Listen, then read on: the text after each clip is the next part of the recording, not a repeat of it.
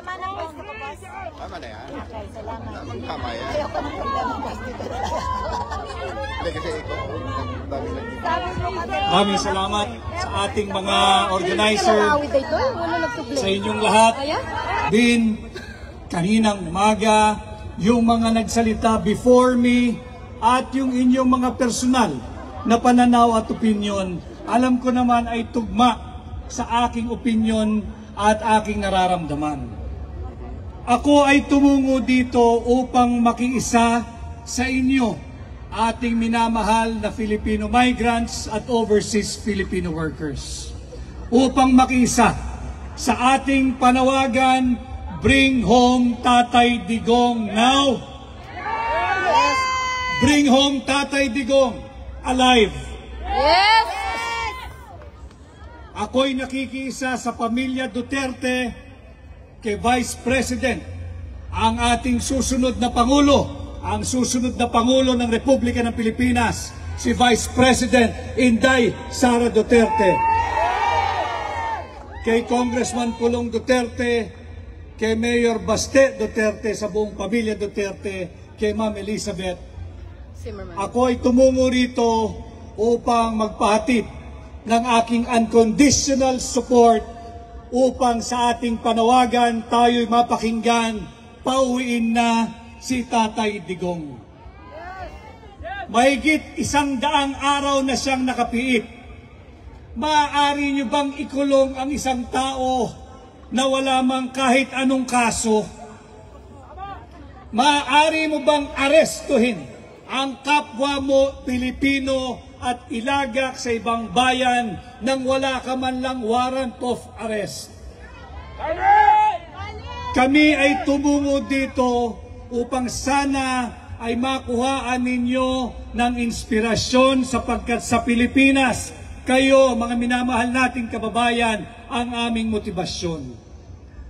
Nung unang sinalbahi si Pangulong Duterte, kung hindi dahil sa inyong pagkilos dito sa labas ng Pilipinas, kami po ay suppress sa loob ng Pilipinas. Subalit dahil sa inyong nagkakaisang payapang pagkilos, napansin ng buong mundo na mali ang ginawa sa dati nating Pangulo. At kagaya ng natura ng ating kaibigan ni Senador Robin Padilla, hindi ito usapin ng pro-Duterte lamang. Hindi ito usapin ng mga supporter ni Pangulong Duterte lamang. Ito ay usapin na hindi dapat yung ginawa sa kapwa natin Pilipino, na paulit-ulit kong sinasabi, ipinagkanulo ng sarili niyang gobyerno. At ito sana ang patuloy nating pagsikapan, patuloy tayong magkaisa, magbuklod-buklod. Alam ko, galing pa tayong lahat sa malalayong lugar. Subalit, sariwain lang natin, sino ba ang pinaglalaban natin? Ang kapwa natin Pilipino na ang pangalan ay Rodrigo Roa Duterte, who's given the best years of his life serving Davao City and making it the most peaceful city in the Philippines.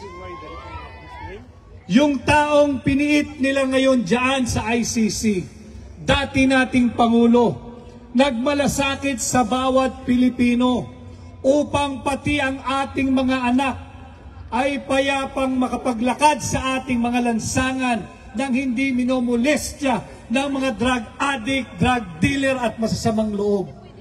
Subalit ano ang sinukli ng mapang-aping gobyerno ni Bongbong Marcos? Siya ay pinagkanulo at uulitin ko, hinandog sa kamay ng naglalaway na banyaga dito sa ICC.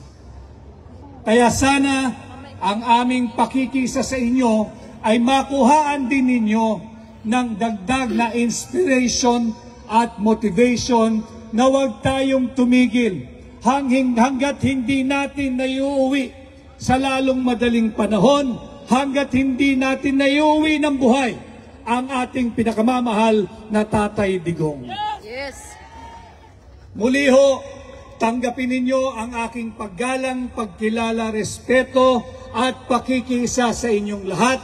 Maraming salamat sa inyong patuloy na pagbuhos ng pagmamahal kay Tatay Digong at kay Vice President Inday Sara Duterte. Muli ho, ako ang inyong kaibigan. Nasa labas man tayo ng Senado ngayon, patuloy ninyo ako magiging boses, tinig, mata, tenga bilang Pilipino, bilang abogado, bilang maisog. Maraming salamat at magandang hapon po sa inyong lahat. Mabuhay! Si Atty. Vic Rodriguez ay nagsasabi po na sana Maraming salamat, sir.